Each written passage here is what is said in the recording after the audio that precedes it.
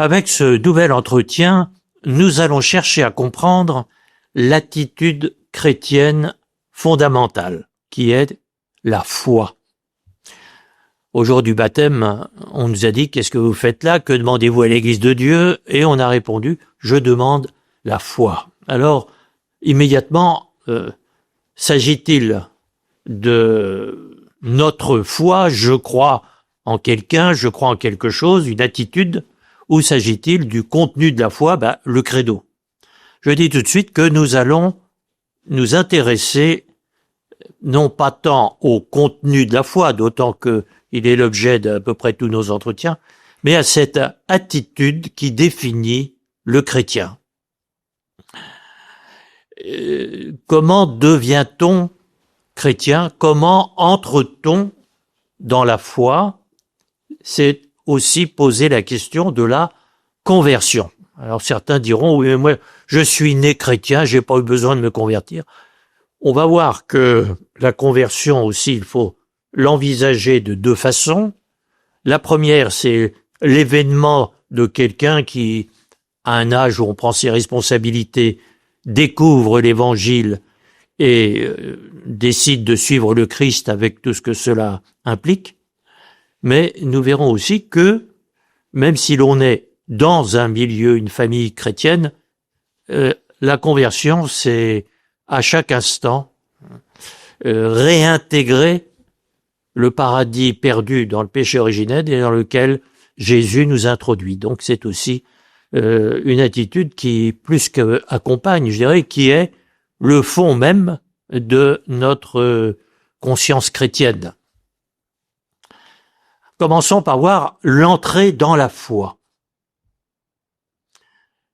Une petite constatation préalable, mettez en discussion, en conversation, deux personnes, l'une se définissant comme chrétienne et de façon vivante, et puis l'autre disant non, moi tout ça, je n'y crois pas, un incroyant. Bon. Et les deux cherchent à se convaincre mutuellement du bien fondé de leur position. Eh bien, je n'ai jamais vu qu'ils réussissent à se convertir l'un l'autre. Jamais. Alors c'est très important. Ce dont nous allons parler n'est pas de l'ordre de l'intelligence, de l'intellect. Mais de quoi? On va voir. Je dis tout de suite que le mot décisif sera celui d'une rencontre. Et d'une rencontre, non pas avec un homme d'église, par exemple, fût-il le pape, mais avec Jésus-Christ. Bon.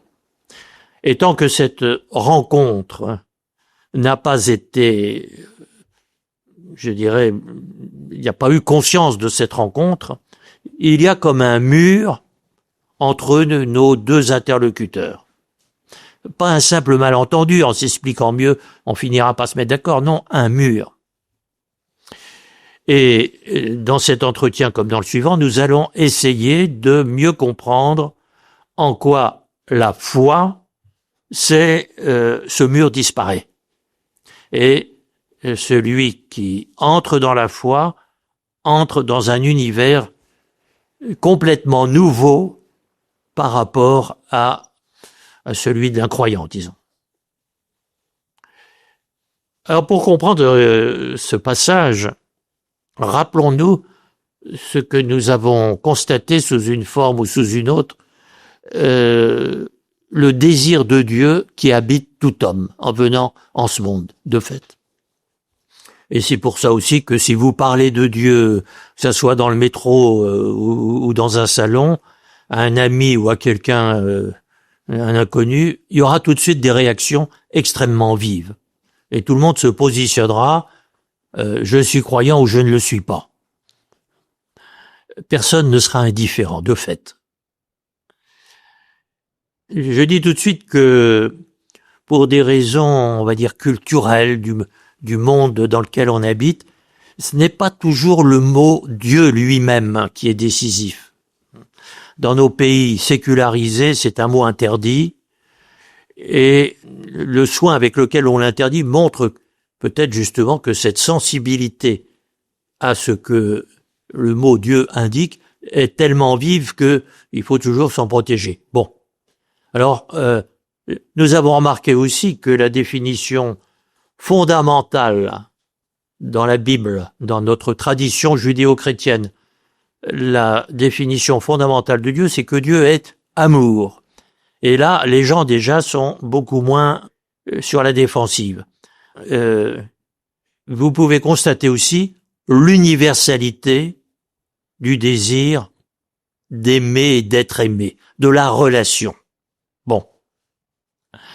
Ouvrez le journal, regardez la télévision, écoutez la radio, il n'y a que des histoires d'amour, que des chansons d'amour et d'amour déçu. On l'a déjà remarqué, ce qui veut dire que, assez simplement, on peut dire que tout homme réfléchissant un petit peu au-delà de la vie quotidienne se perçoit dans cette histoire d'amour ratée qui a échoué. Le chrétien dira se perçoit dans un combat qui est celui de la grâce et de la trahison de l'amour. Voilà. Amour déçu. Combat de la grâce et du péché, nous voilà dans des mots chrétiens, mais qui définissent au fond la condition humaine telle que, assez vite, tout le monde peut s'y reconnaître. Ce que saint Augustin met très simplement en forme lorsqu'il nous dit « Il n'est personne qui, de fait, n'aime pas ». On n'a jamais rencontré quelqu'un qui n'aime pas. Mais la question, continue saint Augustin, est de savoir ce que l'on aime. Et j'ajouterai qui l'on aime. On ne nous demande pas de ne pas aimer, mais de choisir ce que nous aimerons. Voilà saint Augustin. Autrement dit, choisir le Dieu qui sera le nôtre. Bon. Alors, on constate encore une fois de façon universelle cette recherche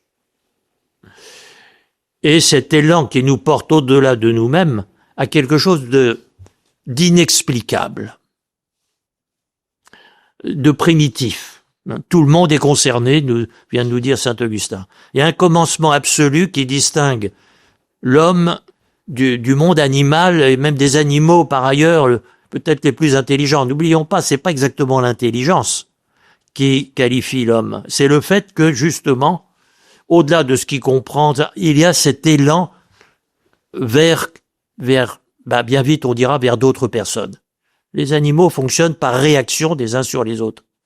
Le petit enfant qui vient au monde naît dans la confiance, et non pas dans la réaction à sa mère, mais dans la confiance que sa mère est bienveillante envers lui, son père, et c'est comme ça que cette confiance spontanée, ce qui ne veut pas dire qu'elle n'a pas une explication surnaturelle, mais cette confiance spontanée en la bonté de ses semblables, et au-delà en la bonté du monde, ça c'est le propre de l'être humain. Et ce qui indique, j'ai employé le mot confiance, que nous naissons dans la foi, de fait. Et c'est à l'intérieur de cette foi, de cette confiance dans la bonté de notre entourage que peu à peu le petit enfant, par exemple, va construire sa vie sociale, se construire comme une personne, là où, je le redis, l'animal ne fera que coexister, réagir avec d'autres individus. Autrement dit, nous vivons ensemble, en être humain, on est en quelque sorte entré dans l'autre, qui à ce moment-là devient quelque chose de moi-même, là où l'animal fonctionne par l'extérieur, par rapport de force. Bon. Alors d'où vient cet élan religieux? C'est pas un besoin, encore une fois, il ne porte pas sur il faut manger, boire, dormir, etc. C'est pas un besoin, c'est un désir. Il nous porte au-delà de manger, boire, dormir, vers quelqu'un dont on a confiance, qui nous aidera notamment à manger, boire, dormir. En tout cas, bien voir que il s'agit ici d'un désir, et que le désir, c'est quelque chose qui n'est pas naturel. Bon, tout de suite, comprenons qu'il y a là du divin, du surnaturel. Je veux pas trop préciser parce que des théologiens diraient « Oh là là, vous allez un peu vite ». Bon, en tout cas, le petit désire sa maman et il va se serrer dans ses bras. Et dans le monde animal, oui, il y a aussi des gestes qui ressemblent à ça.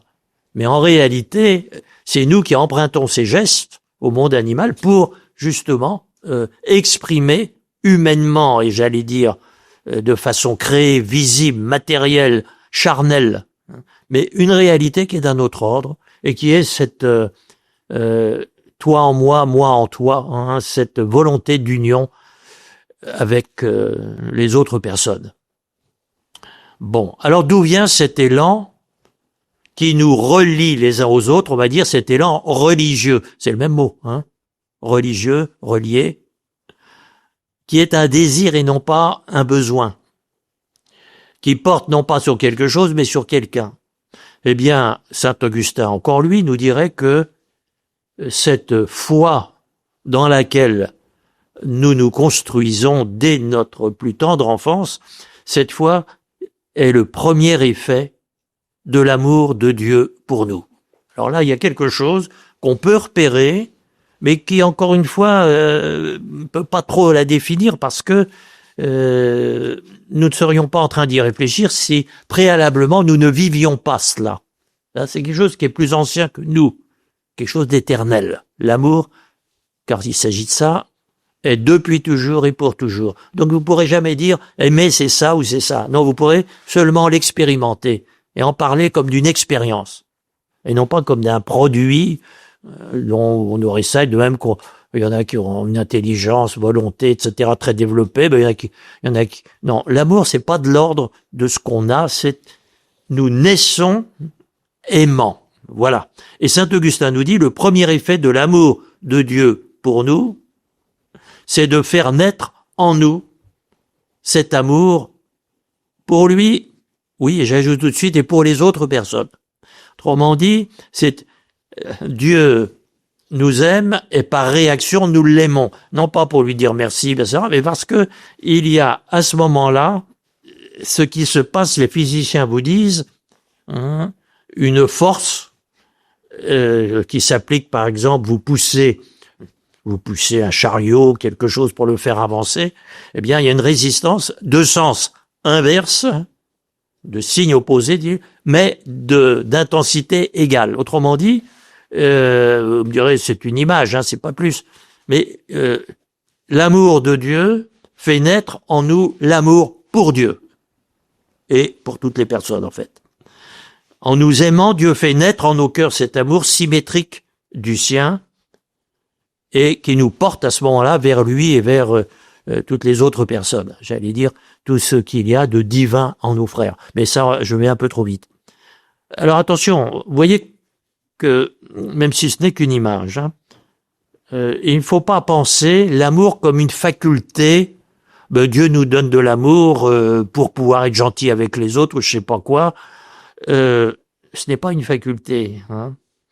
C'est l'origine de l'usage que nous ferons de notre intelligence, de notre volonté, de toutes nos facultés. Ce n'est pas que Dieu verse, comme on met du carburant dans le moteur, hein, de quoi aimer, c'est qu'il y a dans l'amour, je dirais, un mouvement double qui porte à l'autre et qui porte l'autre à celui qui aime. Bon, vous voyez qu'ici, on entre dans des façons de penser qui ne sont pas habituelles. Je ne veux pas aller plus loin pour l'instant. Retenons simplement que Dieu, qui est amour, on revient toujours à cette définition, n'étant même que cela, hein, du seul fait qu'il se donne à nous,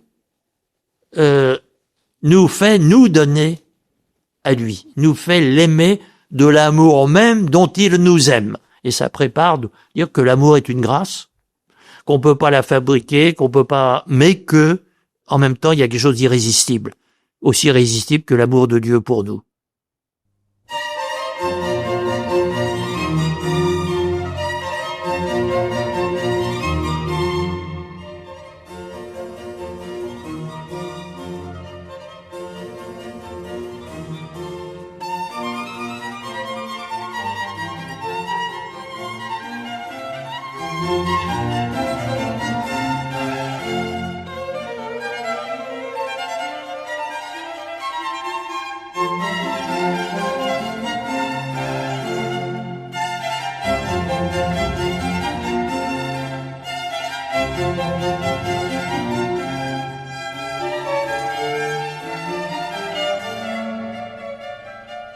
Alors, je cite encore saint Augustin, « Écoutez l'apôtre Saint Jean, l'évangéliste, nous aimons parce que Dieu lui-même nous a aimés le premier. » Citation de Saint Jean.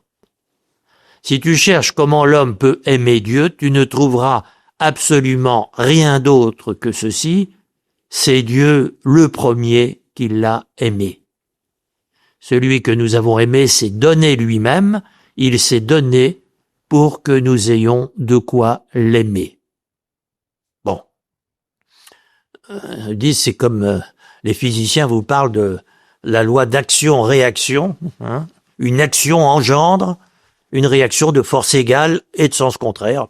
Voilà. Mais ce n'est qu'une image. Hein. L'important, c'est de dire, nous n'aimerons jamais Dieu que de l'amour dont il nous aime.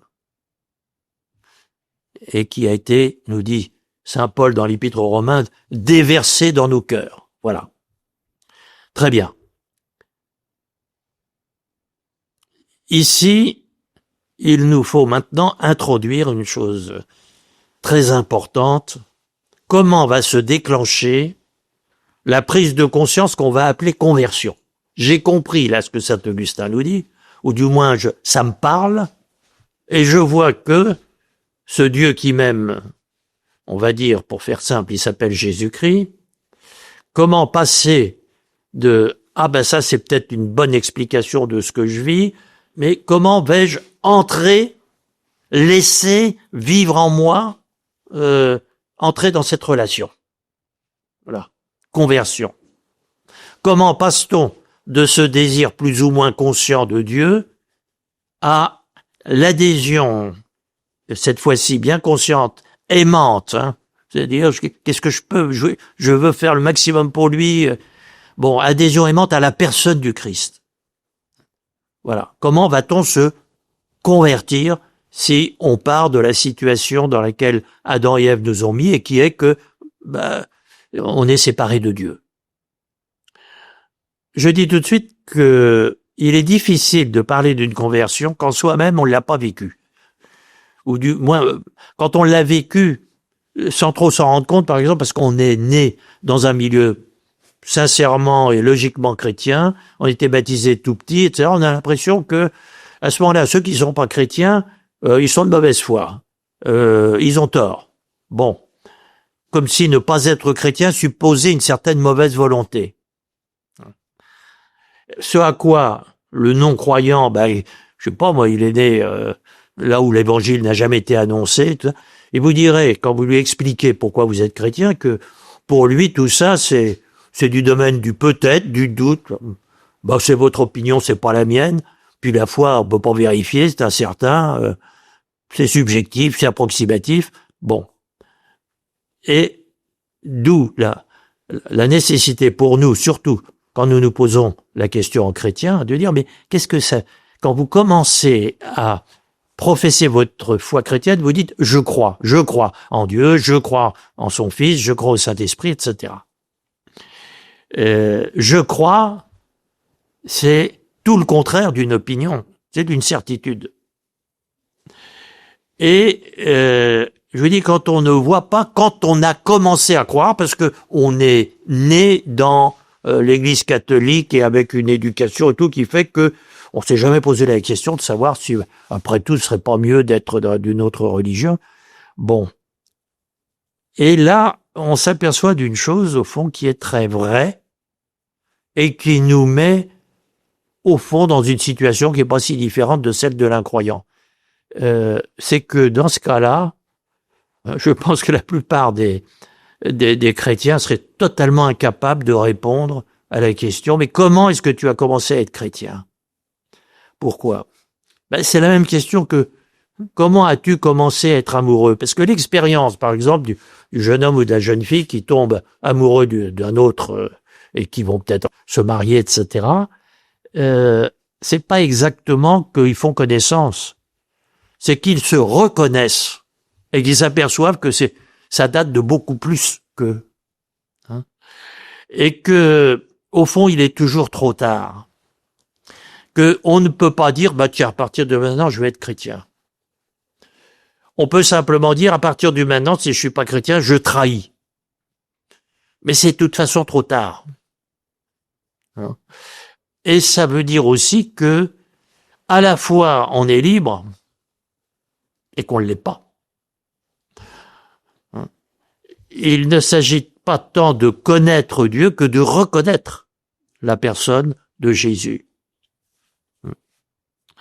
Alors, une dernière chose, et puis on reprendra ensuite peut-être cette réflexion, mais c'est que on voit bien qu'on est conduit par des chemins très différents de l'un à l'autre, à ce moment où il va falloir dire oui ou dire non à Jésus, cette fois-ci reconnu.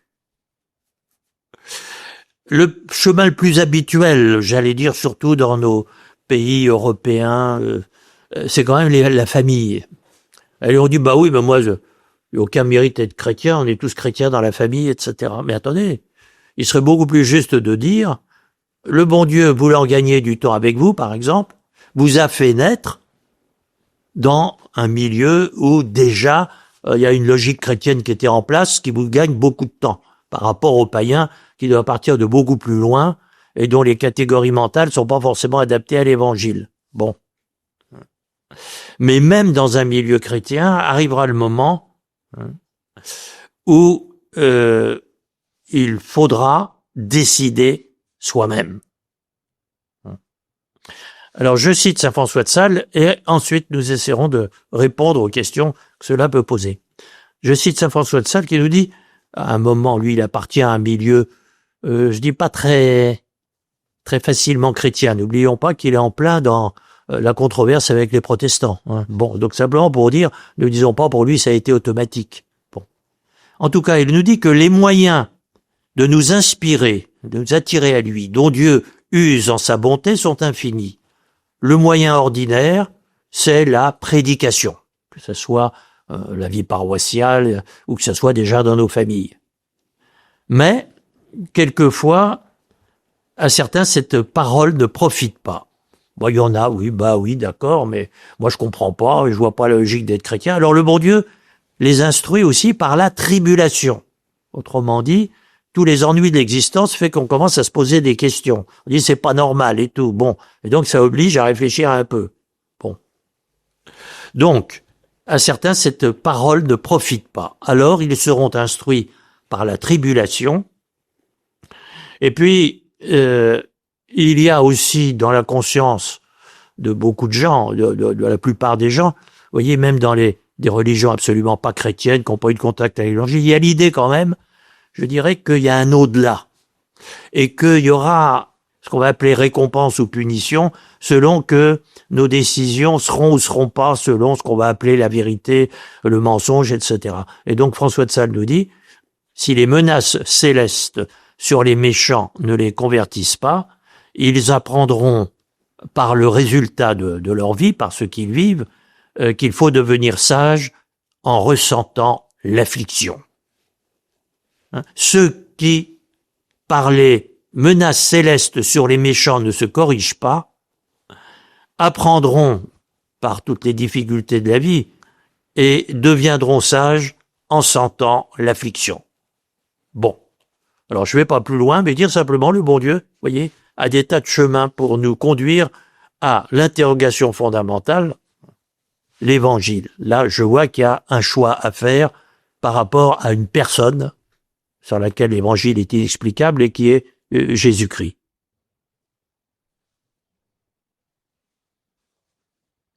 Mon père, l'exemple que vous avez donné tout à l'heure du chariot qu'on pousse pour parler de l'amour de Dieu qui nous attire, vous avez donc donné cet exemple du chariot qu'on pousse et de force, de sens opposé et d'intensité égale, mais tel que vous l'avez donné cet exemple, ça donnait l'impression plutôt d'un affrontement plutôt que d'une attirance mutuelle.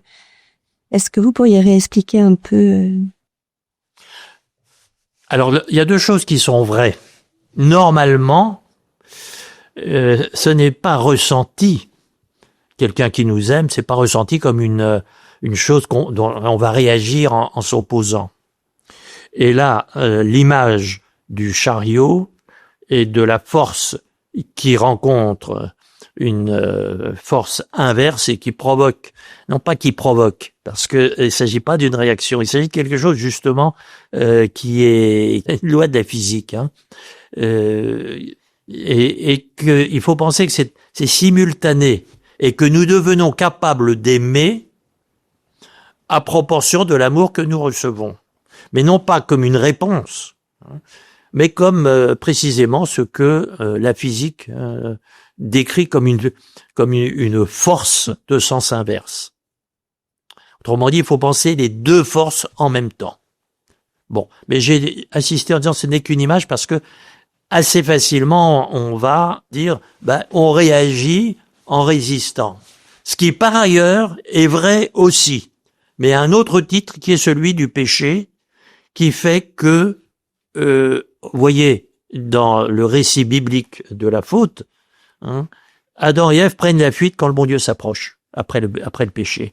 Je me suis caché parce que j'ai eu peur. Donc, vous voyez les deux, en réalité. Mais, quand il s'agit de la foi, ce n'est pas tant cette réaction d'Adam et Ève à laquelle je pense que cette capacité d'aimer qui naît du fait même que je suis aimé. Et il ne s'agit pas d'un transfert de l'amour de Dieu qui vient en moi, mais il s'agit finalement d'une chose qui n'est vraie que dans l'expérience amoureuse, hein, que où elle est réciproque, où elle n'existe pas. C'est pas pour remercier celui qui m'aime que je vais l'aimer à mon tour, hein, mais c'est que en m'aimant, il me rend capable de l'aimer. Voilà. On peut pas aller plus loin, je dis tout de suite, parce que je vois pas, enfin moi je ne suis pas capable, je dirais, d'expliquer davantage. Mais ce que dit ici saint Augustin, en citant saint Jean, hein, tu ne trouveras pas d'autre explication que celle d'avoir été aimé le premier. Voilà.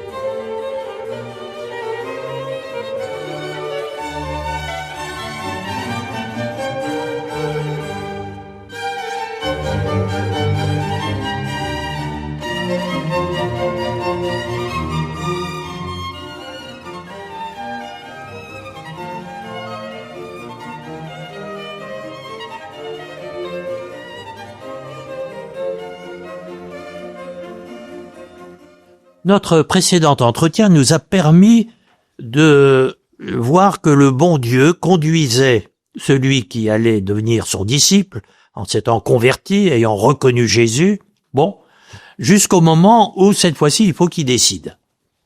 Et là, il est très important de dire, avec saint François de Sales, que, je le cite, « malgré la vigueur toute puissante de la main miséricordieuse de Dieu, la volonté humaine demeure parfaitement libre, franche et exempte de toutes sortes de contraintes et de nécessités. » Il s'agit d'une histoire d'amour. À la fois, on voit bien que c'est trop tard, qu'on peut pas être heureux sans celui qui nous aime et que nous apercevons, oui, moi aussi, si je me donne pas à lui comme il s'est donné à moi, je vais être malheureux. Et en même temps, on pouvait toujours dire non. Nous connaissons tous l'épisode du jeune homme riche dans l'Évangile, où Jésus lui dit, si tu veux, ça veut pas dire que c'est facultatif, ça veut dire que ça se fera pas sans toi. Sans que toi aussi, tu répondes par un don de toi-même à celui qui t'invite, égal au don qu'il te fait, lui qui t'invite, qu'il te fait de lui-même. Bon. Nous pouvons, continue François de Sales, consentir ou résister à ces mouvements, hein, c'est des inspirations de Dieu, ça dépend que de nous. Bon. Nous voici au bord de l'acte de foi. Est-ce que je vais dire oui? Est-ce que je vais dire non? Vous voyez qu'ici, Dieu et l'homme sont à égalité. Quand on nous dit que nous sommes créés à l'image de Dieu, on nous dit nous sommes créés capables de ce oui ou de ce non. Comme dans un mariage, il n'y en a pas un, il fait les 3/4 du oui, et puis l'autre un quart seulement. Là, on est à égalité avec Dieu, capable de se donner l'un à l'autre. Et là, il y a une décision à prendre dont on voit qu'elle est complètement libre et en même temps vertigineuse. On nous force pas. Et après tout, oui, on peut dire non. On voit que c'est très raisonnable de dire oui, mais qu'on est parfaitement libre de dire non. Là, il y a quelque chose, on peut pas aller au-delà dans l'analyse de ce qu'on a dans la tête. Et c'est pour ça aussi que, oui, l'exemple du mariage est un bon exemple, hein, parce que dire oui, mais il n'avait pas analysé toutes les conséquences, etc. Non, vous êtes conduit à un moment où vous en savez assez pour avoir reconnu ce qui vous permettra de dire oui, non pas à quelque chose, mais à quelqu'un. Et puis ensuite, on ira où? On ne sait pas, mais on ira ensemble. Et c'est dans cette association, nous voilà ensemble, hein, que votre liberté est impliquée et qu'elle ne dépend pas ni du passé qui vous a conduit jusque-là, ni de l'avenir qui va naître à partir d'ici. Là, il y a quelque chose où vous êtes tous les deux, Dieu et vous, l'un en face de l'autre, et ça mesure aussi la grandeur, hein, de notre acte de foi. On se donne à Dieu et non pas on souscrit à l'avenir que Dieu... on verra bien. Hein. Bon. À partir de là, notre foi, je dirais notre vie commune avec Dieu, voilà la foi, va pouvoir se développer. Et François de Sales encore nous dirait, ce qui est aussi admirable que véritable, c'est que quand notre volonté suit l'attrait, hein, que Dieu a mis dans notre cœur et consent au mouvement divin, hein, Jésus qui dit au jeune homme riche, si tu veux, elle le suit librement, tout comme librement elle résisterait si elle résistait. Là, il y a quelque chose d'absolu qui fait de vous, mais oui, un être divin, aussi déterminant pour ce qui va se passer que Dieu lui-même. Alors avant d'aller plus loin, il y avait celui qui dit non, comme le jeune homme riche. Qu'est-ce qui se passe? Qu'est-ce qui se passe? Il sera malheureux, voilà. Rappelez-vous, on a déjà eu des entretiens sur mais pourquoi tous nos malheurs dans la vie? En fait, ça nous reconduit à quoi? À ce non à Dieu, hein, qui fait que on tombe dans le vide, tout simplement. Parce que j'ai dit tout à l'heure, enfin, dans notre premier entretien sur l'acte de foi, hein, on a dit que il n'y a rien d'aussi libre et en même temps il n'y a rien d'aussi obligatoire. Parce qu'il n'y a pas de deuxième solution. Jésus dit pas au jeune homme riche, si je te plais pas, tu peux en trouver un autre. Il n'y a pas de solution de rechange. Hein. Et c'est comme ça que dire non, c'est toujours possible, mais c'est un non qui est aussi bien une renonciation à notre liberté. Hein. C'est un non qui est libre, mais qui est suicidaire. C'est renoncer à notre liberté en même temps que l'exercer, c'est dire non, je veux continuer à vivre comment? Comme un animal finalement. Donc une vie qui n'est plus dans la confiance, qui n'est plus dans la foi, mais qui est dans, je dirais, la consommation, puisque le monde animal, finalement, c'est optimisé dans un rapport de force constant des individus entre eux, je dirais, optimiser le fonctionnement animal, mais ça ne conduit qu'au cimetière. Et c'est comme ça aussi que on comprend que dire non, c'est mettre fin à sa liberté. On peut aussi prendre ici une image. Vous conduisez votre voiture. Vous pouvez dire, moi je fais ce que je veux avec ma voiture. Oui, c'est vrai, vous êtes libre de faire ce que vous voulez avec votre voiture. Mais si vous dites, avec ma voiture, je veux aller à Paris, par exemple, à ce moment-là, librement, vous allez à Paris, mais dans toutes les contraintes de l'itinéraire, du code de la route, qui font que si vous voulez arriver à Paris, faut plus faire n'importe quoi. Bon. Et c'est vrai qu'il ne nous appartient pas de dire l'itinéraire pour aller à Paris, c'est de passer par Châteauroux, Orléans, etc., etc. C'est comme ça, ou sinon vous n'irez pas à Paris. Et en même temps, vous y allez librement. Bon. Alors derrière ça, il y a toute une réflexion sur la liberté. Hein, mais la liberté, c'est pas de faire n'importe quoi. C'est pas de faire ce qu'on a envie de faire. C'est de faire quelque chose avec donc une logique. Et qui fait que vous ne pouvez pas, par exemple, dire moi je roule à gauche parce que ça me plaît. À ce moment-là, vous n'aurez pas fait 10 kilomètres, qu'il y aurait eu un accident. Hein. Et c'est comme ça que celui qui dit non, en ayant identifié, en effet, la proposition que Jésus lui fait de vie commune avec lui, hein, celui qui dit non, il va dans le fossé. C'est pas une punition, mais c'est une conséquence, et puis voilà. Hein. Ça, c'est très important, parce que la sanction du péché, on va appeler ça l'enfer, mais enfin, c'est aussi un mot dangereux. En tout cas, la sanction du péché, c'est pas que Dieu nous réprimande, nous punit, ou je sais pas quoi. Hein. C'est qu'on tombe dans le vide. Hein. Dieu ayant créé la route pour aller à Paris, par exemple. Si vous en sortez, vous en sortez, mais vous allez nulle part. C'est pas qu'on va ailleurs, c'est qu'on va nulle part. Vous entrez dans une impasse et la mort éternelle, c'est ça. C'est pas que le bon Dieu prend un chalumeau pour vous dire on va te griller parce que tu l'as mérité ou il délègue ça à je ne sais quel diablotin. Non, c'est pas ça l'enfer. Hein. C'est la chute dans le vide. Hein. La mort éternelle, nous dit l'Apocalypse. Bon. Mais revenons à l'acte de foi. La foi, donc vous le voyez, c'est pas simplement ce qui va déclencher une fois pour toutes la vie chrétienne. C'est une attitude qui est mise en place quand on a dit oui à Jésus, et à ce moment-là, elle est célébrée liturgiquement dans le baptême, mais elle va désormais accompagner celui qui est devenu disciple du Christ dans toutes ses décisions comme autant de ratification de son baptême. Je vais vivre ce que Jésus me donne de vivre. Et de même que, je dirais, la vie commune de deux époux, l'amour qu'ils ont l'un pour l'autre, va s'approfondir avec le temps. La vie commune avec Jésus, la foi du chrétien va s'approfondir, se renforcer, s'éclairer, s'enrichir au fil de la vie commune avec Dieu. Mais donc, vous voyez que la foi, à ce moment-là, va être le milieu mental dans lequel nous allons vivre en chrétien.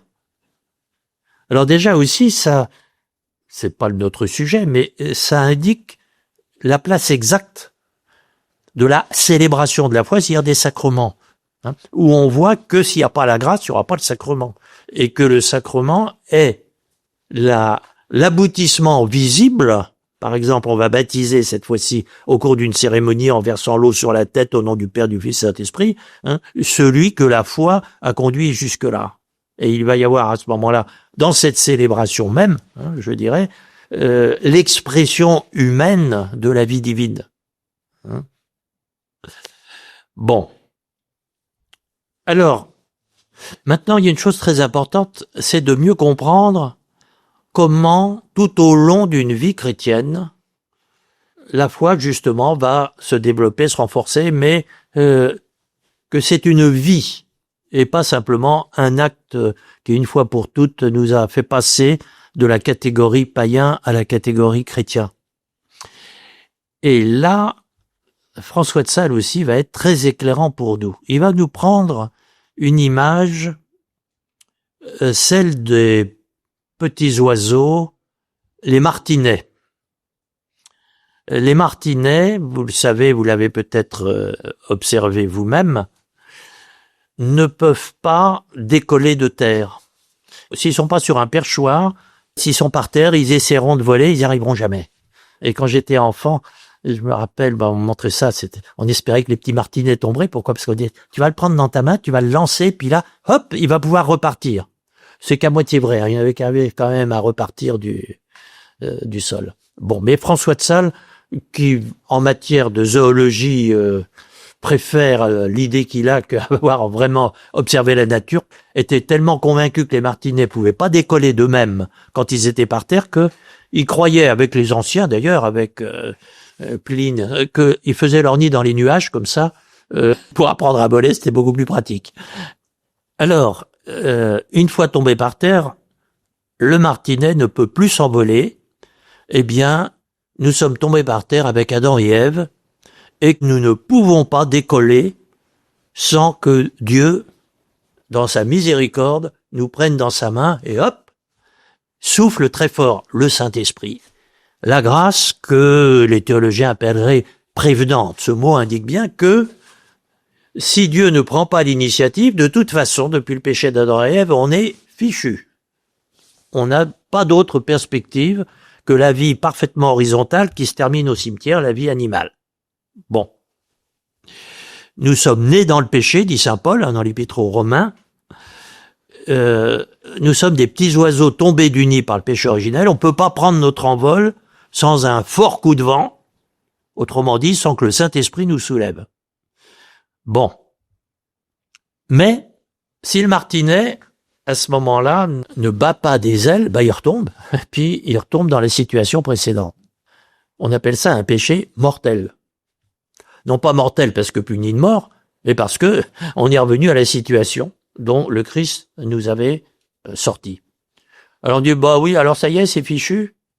Il faut en tout cas que le bon Dieu reprenne l'initiative. Alors ce qui est très important dans ce que François de Sales va nous dire maintenant, c'est qu'en réalité, toute la vie chrétienne suppose que Dieu nous insuffle, nous soulève, et que nous, on batte des ailes. Et les deux en même temps.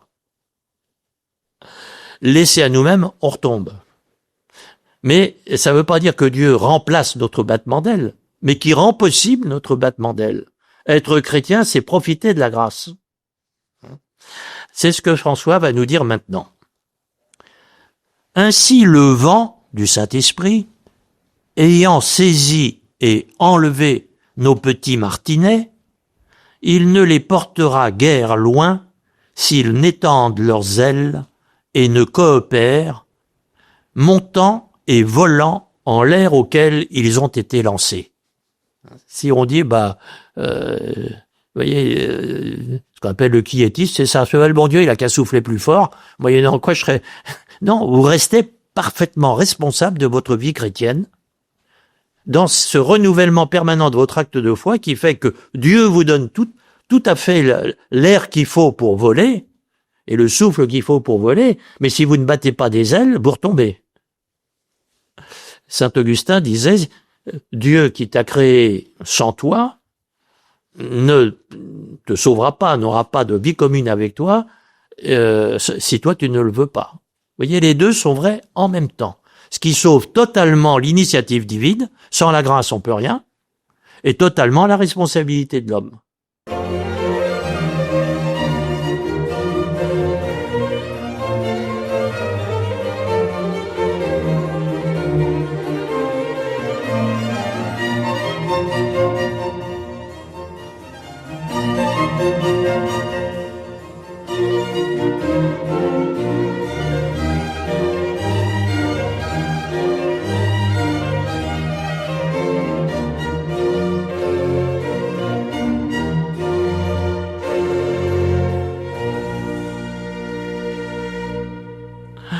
Mais si au contraire, François de Sales va nous dire maintenant, si au contraire, tenté peut-être par quelque verdure qu'il voit en bas, l'oiseau dit, par terre, il y a des bonnes graines, bon, ou engourdi d'avoir croupi en terre, c'était moins fatigant de rester par terre.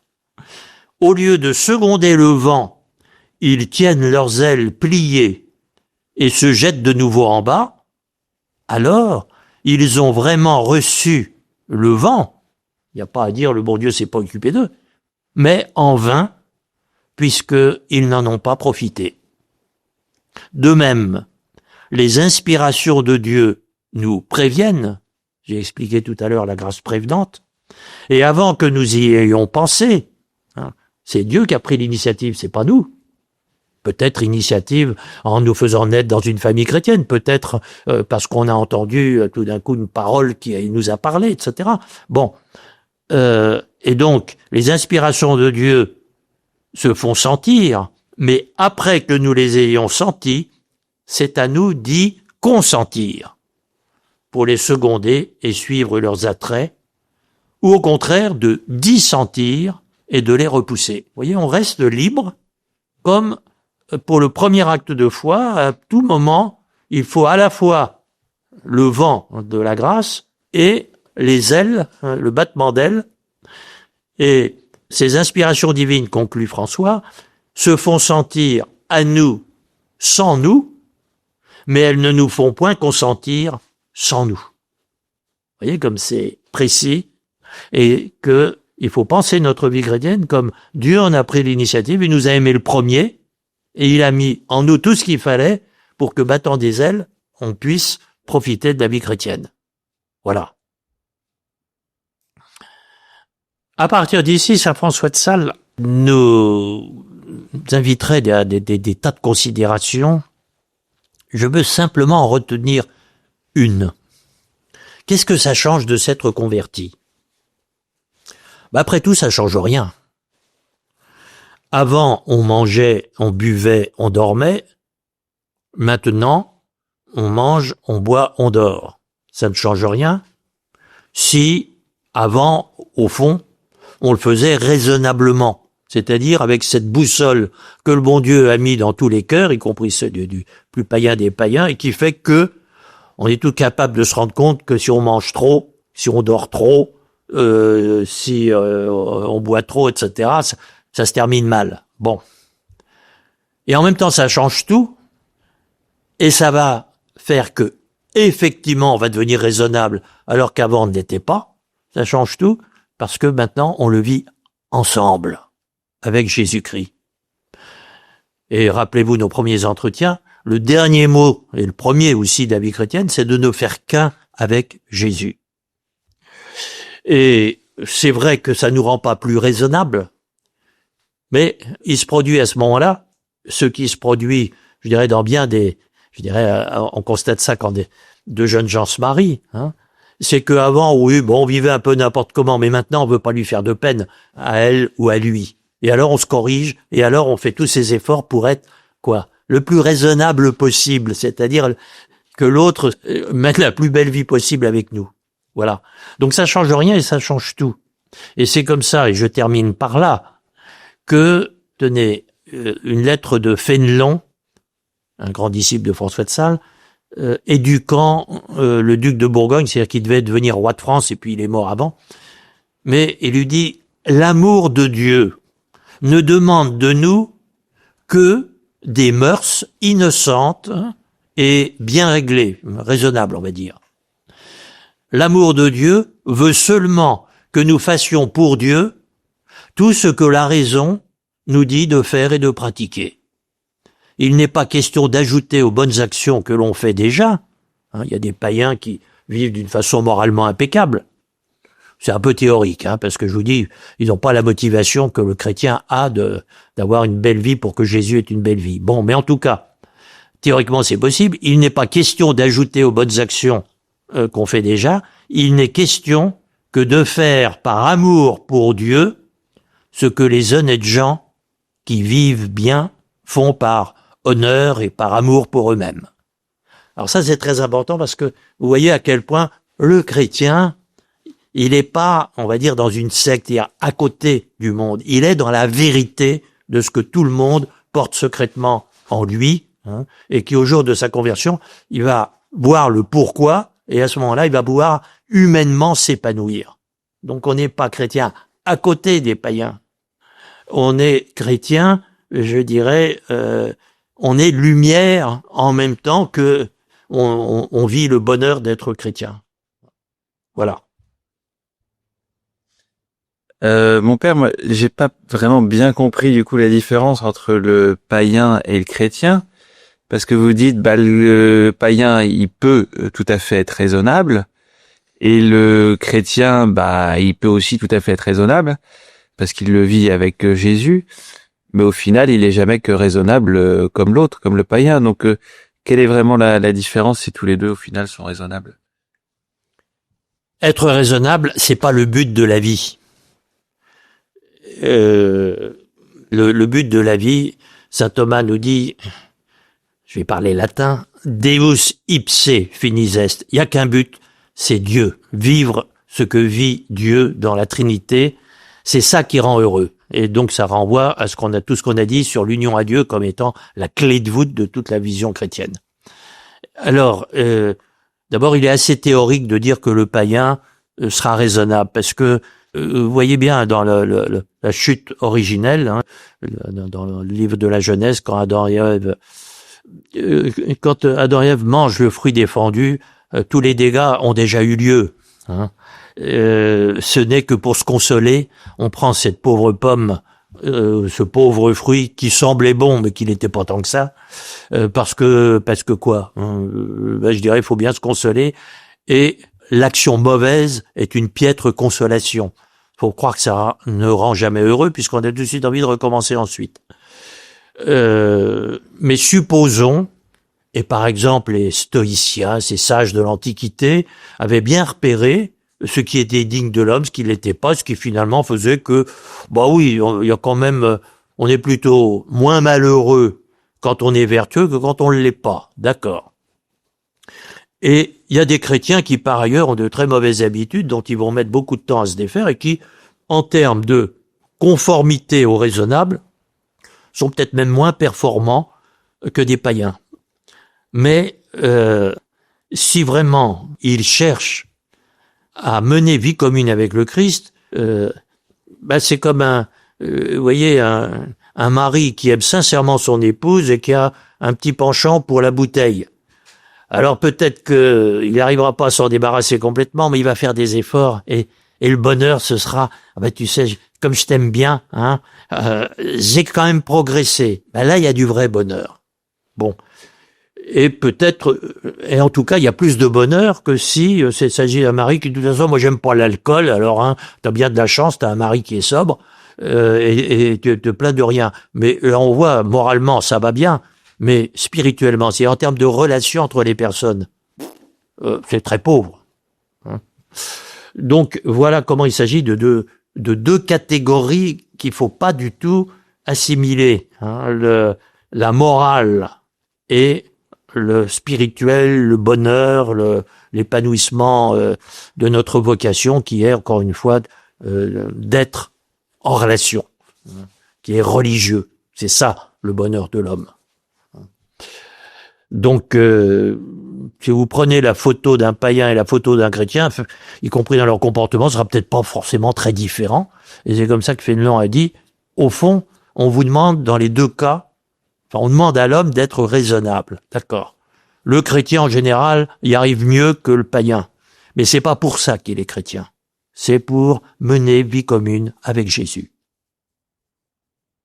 Alors, dans tout ce que je dis là, une chose nous handicape beaucoup, c'est qu'on est tellement habitué, depuis des siècles, j'allais dire méchamment, à faire semblant d'être chrétien, mais en tout cas, où on a laissé s'introduire un écart formidable entre ce qui est vivre réellement selon l'Évangile. Et puis, les habitudes, y compris de ceux qui vont à la messe le dimanche, et j'en fais partie, et que on dit, oui, après tout, il y a peut-être pas trop de différence entre païens et chrétiens. Mais il faut bien voir que là, nous payons, et nous payons très cher, parce que faire semblant, ça coûte toujours beaucoup plus cher que de faire réellement. Hein. Nous payons très cher, je dirais, cet écart historique dans nos vieux pays chrétiens entre ce qu'ils ont prétendu être au jour de leur baptême et puis ce qu'ils sont devenus à force de transiger avec des facilités qui sont pas du tout chrétiennes. Et donc quand je dis que être chrétien, c'est non seulement c'est mieux, mais ça épanouit bien mieux qu'être païen, je parle d'un chrétien qui est réellement cohérent avec son baptême et avec l'Évangile. Mon père, est-ce que vous pouvez nous préciser exactement le mot raisonnable? Oui, je dis souvent que être raisonnable, c'est vivre Jésus. Et d'ailleurs, le mot raison renvoie finalement au vocabulaire chrétien, c'est un des noms de Jésus. Bon, il faut bien voir que créés à l'image de Dieu, nous sommes capables de vivre en fils de Dieu, comme Jésus, de vivre l'évangile avec la grâce de Dieu, mais que c'est inscrit en nous comme une boussole qui fait que, même le païen, il sait que être gourmand, ça rend pas heureux. Même s'il dit, oh oui, mais ça me permet d'oublier les malheurs de l'existence, etc. Donc, mais ce repère de la raison, il est pour tout homme venant en ce monde. Bon. Et quand on sait pourquoi on vit les choses, on les vit beaucoup mieux que quand on les vit simplement pour pas être puni ou tout simplement parce que voilà, sans but dans l'existence. Et c'est comme ça que je disais aussi que il sera très généralement, on observera très généralement mieux la raison quand on est chrétien que quand on ne l'est pas. Mais en toute rigueur, cette boussole de la raison que Dieu a mis en nous, elle est dans le païen autant que dans le chrétien. Mais le chrétien, sachant pourquoi et voyant plus clairement au fur et à mesure qu'il avance, que en effet la vraie vie c'est une vie raisonnable, c'est-à-dire conforme à la vie d'un fils de Dieu, à la vie de Jésus, le vivra mieux et son bonheur sera de vivre avec Jésus, ce que le païen sait bien qu'il devrait vivre, mais qu'en réalité, pourquoi le vivre? Donc, il cherchera des compensations et c'est comme ça que, habituellement au moins, sa vie sera beaucoup moins raisonnable et qu'il commettra des actions objectivement mauvaises, beaucoup plus que le chrétien, habituellement.